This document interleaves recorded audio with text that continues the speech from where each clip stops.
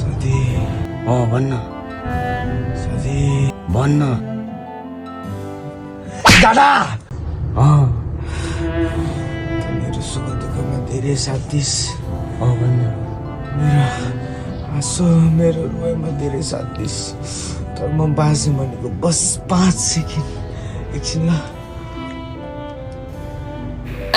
2 second रहेछ 2 second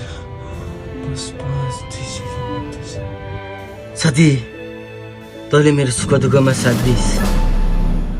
र त बिना मेरो निन्द्रा त रुच्दैन झन् यो पकाएको मासु कसरी रुच्ला साथी